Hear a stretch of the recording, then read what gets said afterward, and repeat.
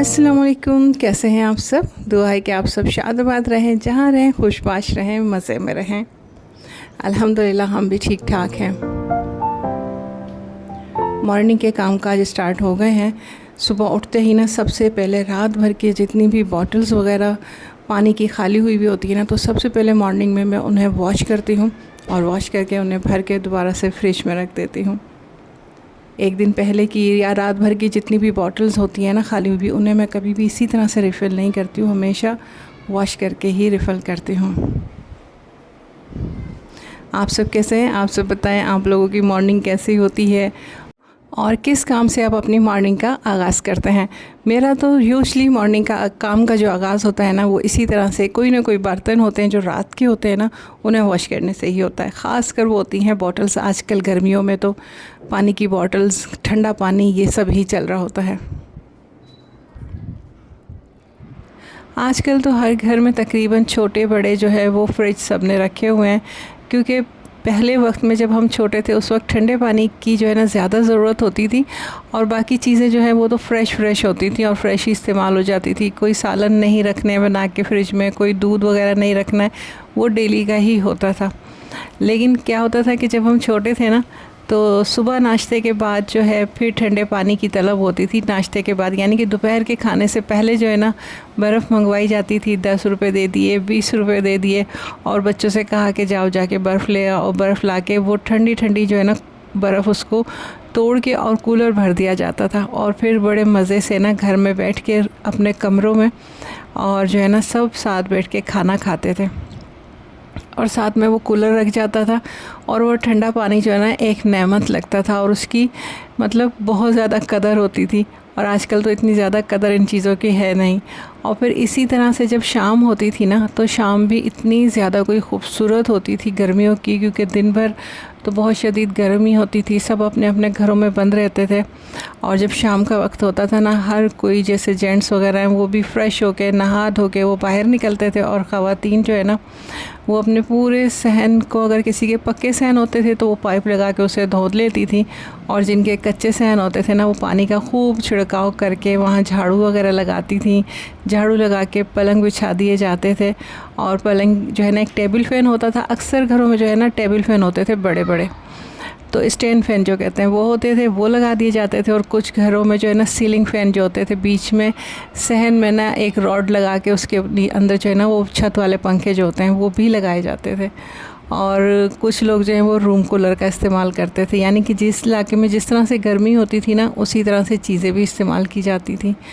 और इतना कोई वो खूबसूरत माहौल लगता था जब वो पलंग ठंडा ठंडा सहन होता था और उसमें पलंग बिछाए जाते थे और पंखे चल रहे होते थे और साथ में फिर बर्फ़ आती थी शाम की। शाम के लिए बर्फ़ जो है ना वो अलग से दोबारा से आती थी, फिर दोबारा कूलर को भरा जाता था और ठंडा पानी रखा जाता था, खाना खाते थे। और साथ में जो है ना एक बड़ा सा पतीला भर के ना उसके अंदर आम रखे जाते थे, पानी डाल दिया जाता था पतीले में और उसमें आम भिगो दिए जाते थे।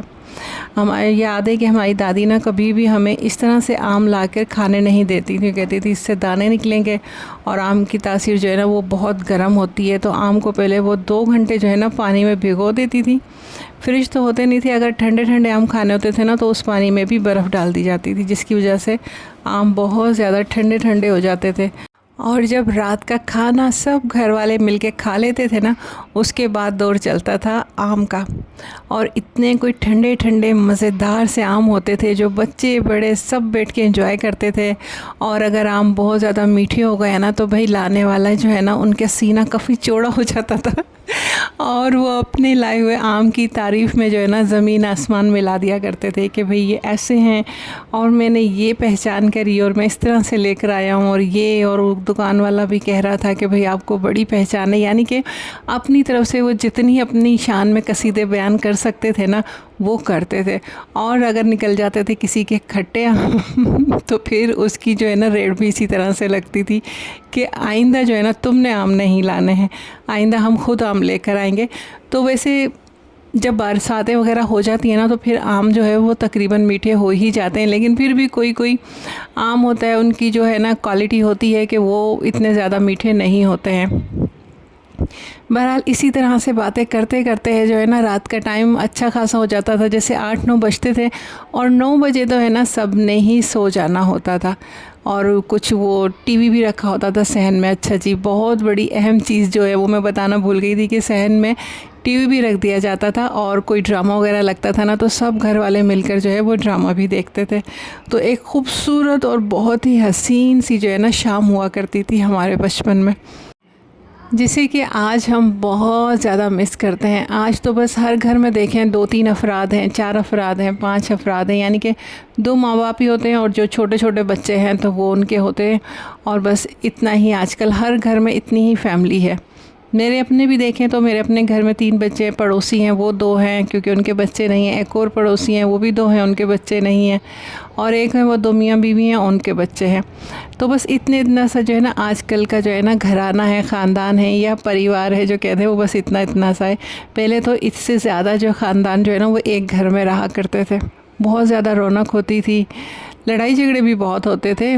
जॉइंट फैमिली जो है ना उनके फ़ायदे भी बहुत होते हैं और नुकसानात भी होते हैं। ये तो खैर बात है जो सच है कि जो जॉइंट फैमिली होती है ना उसमें बहुत ज़्यादा समझदारी से और बहुत जो है ना कॉन्शियस और बहुत ही नज़र रख कर रहना पड़ता है, तभी जाके जो है ना जॉइंट फैमिली कामयाब होती हैं। अगर इस तरह से नहीं किया जाए तो फिर सिंगल रहना ही बेहतर है। लेकिन बहरहाल जॉइंट फैमिली में ये है कि मज़ा भी बहुत आता है। डर खौफ नाम की चीज़ नहीं होती है, हर कोई बेफिक्र होकर रहता है।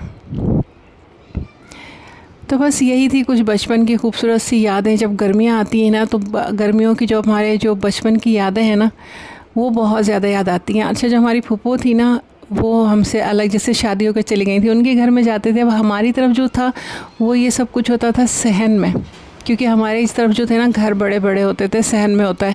लेकिन जो हमारी फूफो थी ना तो उनकी तरफ घर छोटे छोटे होते थे और उनकी तरफ ये सब कुछ होता था छत के ऊपर। यानी कि शाम में हर कोई अपनी छतों को धो लेता था। पलंग वगैरह को भी अगर वो धूप में रखे रहते थे ना तो बहुत ज़्यादा गर्म हो जाते थे। तो हम क्या करते थे, हमारी कज़न वगैरह जब भी जाती थी ना छत पे वो अपने छत की सफाई करने, हम भी उनके साथ जाते थे। तो वो अपनी पूरी छत को भी वॉश करती थी पाइप लगा के।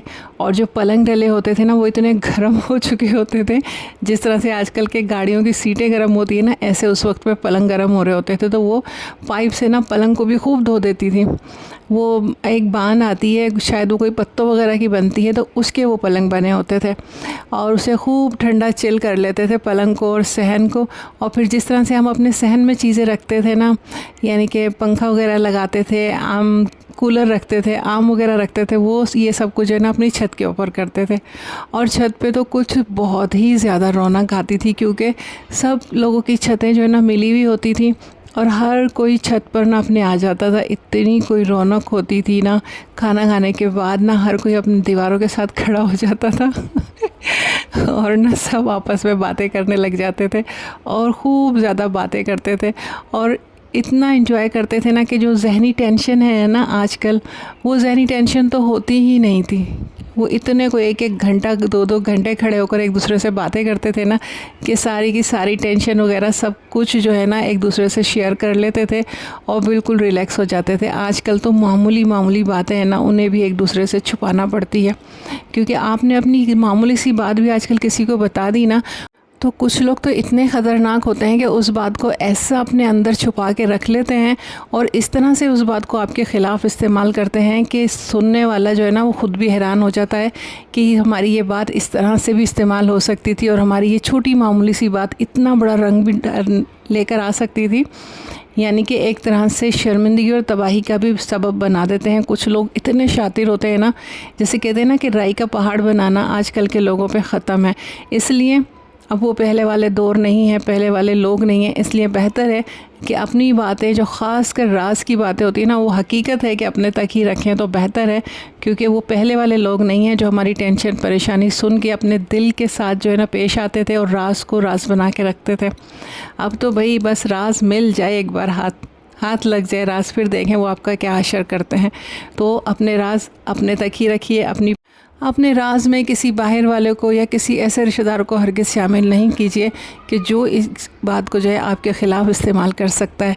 बज़ाहिर तो ये फ़ैसला करना बहुत मुश्किल होता है, लेकिन बेहतर यही है कि किसी पर भी ट्रस्ट इस दौर में ना किया जाए। तो आज का मेरा व्लॉग यहीं पे ख़त्म होता है। आप ज़रूर बताइएगा कैसे लगा। आप भी अपने दिन का आगाज़ बहुत अच्छी तरह कर सकते हैं। वो किस तरह से कि मेरी वीडियो को कीजिए लाइक, शेयर एंड सब्सक्राइब और पूरा देखिए और कीजिए अपने दिन का बेहतरीन आगाज़। अल्लाह हाफ़िज़।